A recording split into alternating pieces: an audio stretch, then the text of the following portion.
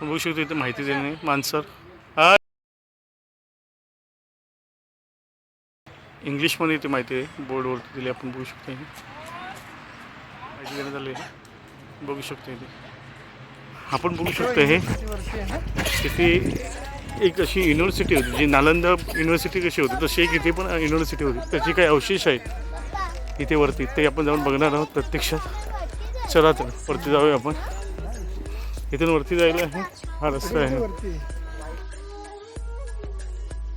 1700 वर्षापूर्वीची ही युनिव्हर्सिटी आहे असं इथे सांगण्यात आलं होतं. ते आपण जाऊन बघणार. थोडं वरती आहे आपण जाऊ शकतो इथे चालत.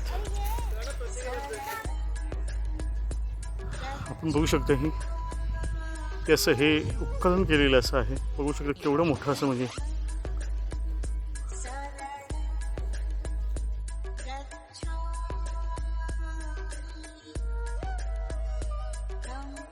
बघू शकता.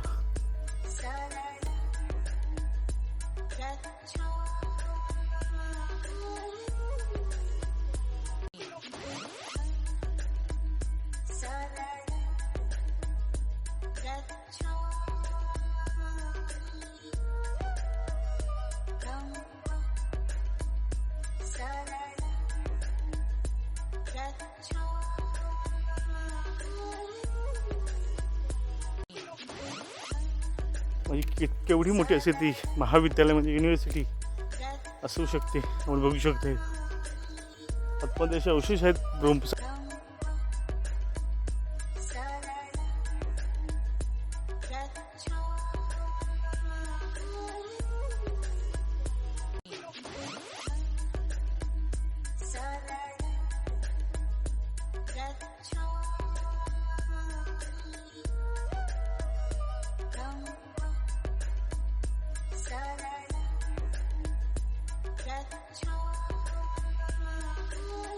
सतराशे वर्षापूर्वीपासून पूर्वीच आहे.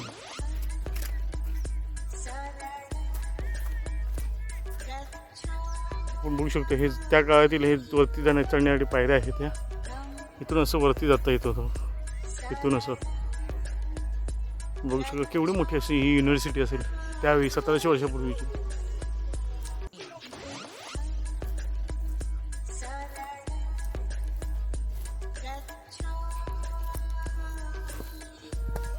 आपण वरती जाणार आहोत बघूया.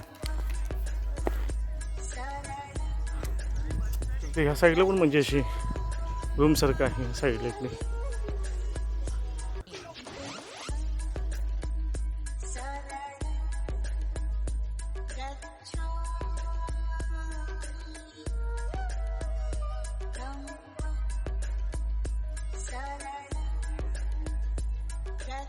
पुढे जाऊन बघणार आहोत. त्या काळातील हे विटेचे बांधकाम आहे आपण बघू शकता. हे त्या काळातील अशा ह्या विटा आहेत.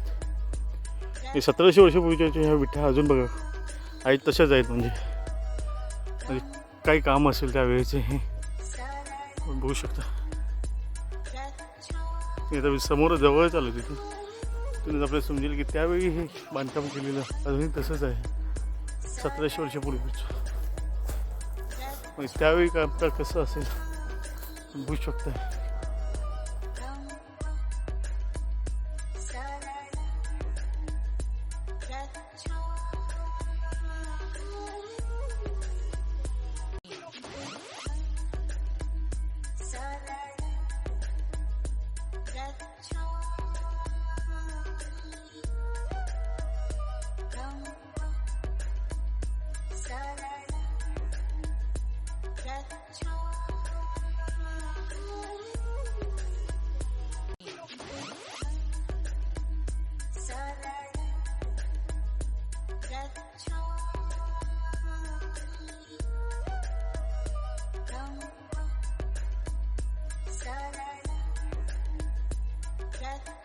ते आपल्याला थोडंसं इथे नक्षीकाम दिसतंय बघू शकतो आपण.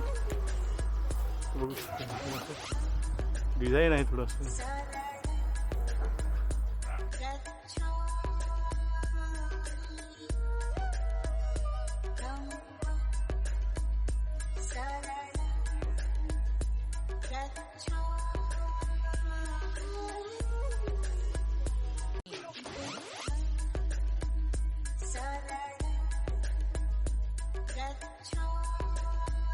बघू शकता.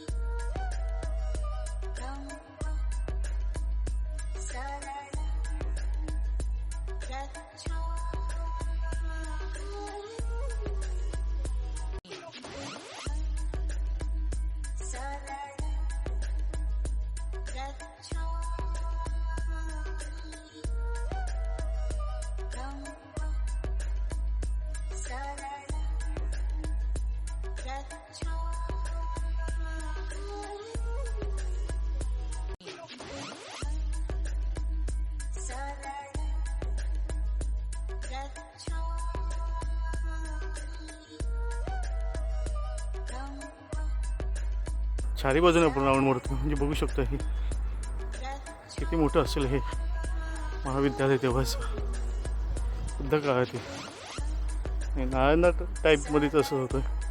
जसं नालंदा महाविद्यालय होतं तसं हे आहे प्रकारचं आहे. बघू शकतो आपण बघू शकतो तर हे वरती गेलेत. किती उंच असेल हे तेव्हाच हे महाविद्यालय आपण बघू शकतो.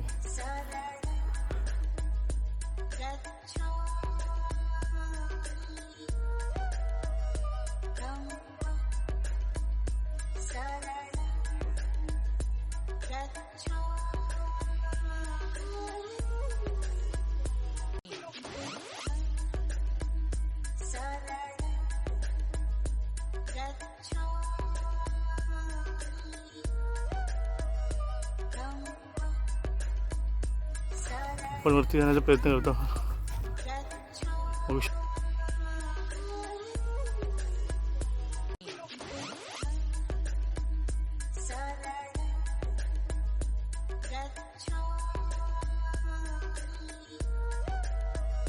ही वरती जाण्यासाठी पायऱ्या तिथे आपण वरती चाललो.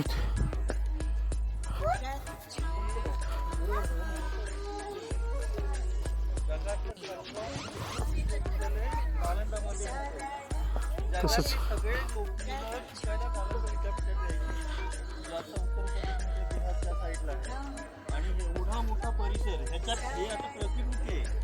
हे जाळलं गेलं.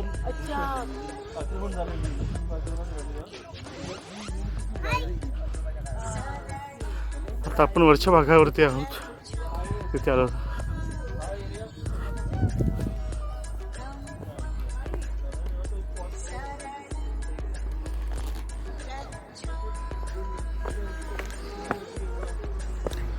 बघू शकतो ही छोटी छोटी अशी रूम होती इथे काहीतरी खालती. आपण बघू शकतो ही छोटी छोटी. आता इथे पाईप आहे पाणी लावून जाण्यासाठी केलेले आहे. बघू शकतो आपण आता सर्वात उंच भागावरती आलो आहे. शेवटच्या भागावरचा आपण बघू शकतो इथून खालती. म्हणजे आपल्याला अंदाज येईल की किती उंचावरती आहे ही विश्वविद्यालय.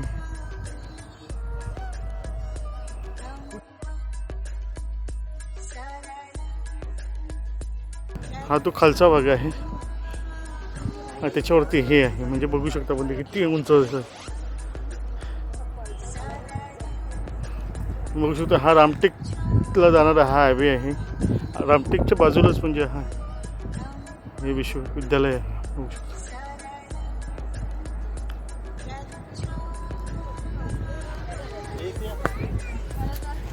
आता इथे वरून बघू शकतो ह्या साईडला ही रूम दिसत काही इथे बघू शकतो आपण. हे रूम केलेले आहेत. साईडची पण बघू शकतो आपण तिथे छोटे छोटे असे रूम आहेत तिथे. इकडे पण जंगल आहे.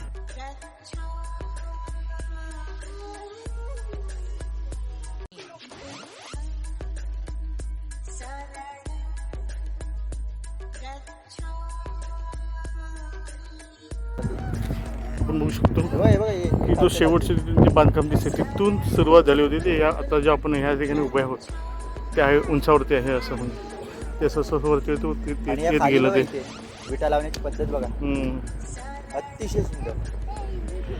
हे बघू शकतो आपण किती मोठं असं हे विद्यालय असं.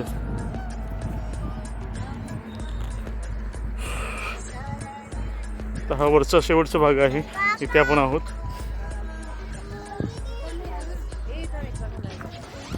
हा बघू शकतो आपण छोटा मुलगा क्रियांश, तो पण इथे वरती आला आहे, बघू शकतो आपण.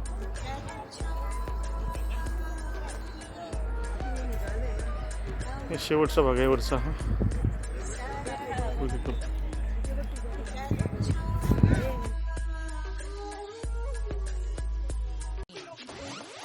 मुंबईवरून आलेले उपासक उपासिका बाल आणखी बालिका आपलं सर्वांचं भगवान तथागत महान पुण्यप्रतापी आयुर्वेदाचार्य नागार्जुन आणखी डॉक्टर बाबासाहेब आंबेडकर यांनी जे पुण्य केलं त्या प्रतापाने आपलं सर्वांचे जय हो, मंगल हो, कल्याण हो, सदा सुखी राहा, आणखी प्रगती जय.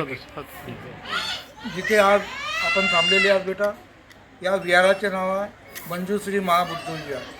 हे विहार भगवंत आर्य नागार्जुन सुरेश असे आता तुम्ही दर्शन घेतलं ना त्यांचं आहे. पुढे जे तुम्हाला वास्तुशिल्प बघितलेलं आहे, कळलं की नाही, हे 2200 वर्ष आधीचं. साईड जे आहे हे असं आर्कॉलॉजिकल सर्वे ऑफ इंडियाचं मालकी हक्क आहे. ज्याप्रमाणे बिहारमध्ये नालंदा नाव ऐकलेलं, नालंदा हे भगवान तथागत यांच्या महापरिनिर्वाणाच्या 300 वर्षानंतर नालंदाचं सारश्रेय बांधण्याचं सारश्रेय राजा अशोकाला जातं. मनसरचे जे वास्तुशिल्प आहे हे वास्तुशिल्प भगवान तथागत यांच्या महापरिनिर्वाणाच्या 100 ते 150 वर्षानंतर हे मनसरचं वास्तुशिल्प एखाद्या राजाने, जमीनदाराने किंवा सावकारांनी बांधलेलं नाही आहे. हे वास्तुशिल्प केवळ भंते लोकांनी निर्माण केलेलं. कळलं? मनसरच्या वास्तुशिल्पाच्या उत्खननाच्या सारश्रेय भगवंत आर्य नागार्जुन सुरेश असे यांना. उत्खननाला सुरुवात 1998 पासून तर 2008पर्यंत प्रायव्हेट उत्खनन केलेलं आहे. उत्खननावरती जेवढा निधी लागलेला आहे भगवंत आर्य नागार्जुन सुरेश असे यांचा. उत्खननामध्ये मौर्य काळ, सातवाहन काळ आणखी वाकाटा काळ, 3 काळचे अवशेष उपलब्ध होतात.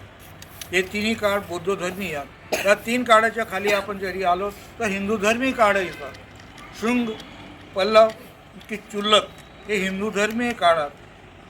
बौद्ध धर्मावरती सर्वात जास्त अन्याय अत्याचार जो केलेला आहे तो पुष्पमित्र शृंगाने केलेला आहे. त्या 6 काळाच्या पुढे जरी आपण गेलो, पाषाण काळ मीन्स आता कापूस विकसित आहे तर आपण कापडाचा वापर करतो.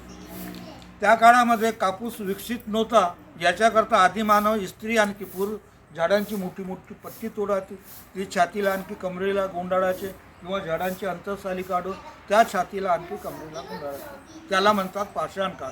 त्या पाषाण काळातील 70 ते 80 हजार वर्षापासून तर 2.5 लाख वर्षापर्यंत मानवाचे स्टोन टूल्स प्रच्युत मात्रेमध्ये या डोंगरावरती किंवा आजूबाजूच्या परिसरामध्ये उत्खननामध्ये सापडले आहे. सांगण्याचं तात्पर्य आहे त्या काळामध्ये या डोंगरावरती किंवा आजूबाजूच्या परिसरामध्ये आदिमानवाचं वास्तव्य होतं, हे सायन्स सिद्ध केलं. कळलं ना बेटा? वरच्या टोकावरती आपण जाऊन बघितलेला तो स्तूप आहे. तिथे ज्या विंटांचं बांधकाम केलं माहिती आहे, एका विटेची लांबी किती आहे? 60 सेंटीमीटर. 60 centimetre means 18 inch. 30 सेंटीमीटरची रुंदी आहे म्हणजे 9 इंच. आणखी 2 इंचीची जाडी आहे, थिकनेस आहे. हे सारं बघितलं ना, साऱ्या विंटांचं बांधकाम. नालंदाला देखील तसंच मिळतं. त्याचप्रमाणे विटा, ह्या साऱ्या विंटांची जी बांधकाम केलेल्या विटा मातीची जूड आहे. त्याच्यामध्ये तुम्हाला असं वाटलेले कसल्या प्रकारची जूड आहे? फक्त माती आहे. आता या इकडच्या भागातून निंबाचं झाड घेतो ना, तिथून आतमध्ये जाण्याचा मार्ग आहे. भगवंत आर्य नागार्जुन सुरेश असे यांनी त्या दरीचे उत्खनन 40 ते 50 फुटापर्यंत केले आहे. आतमध्ये अंधार असल्या कारणाने बरेचसे जिनिस तिथलं उत्खनन केले नाही.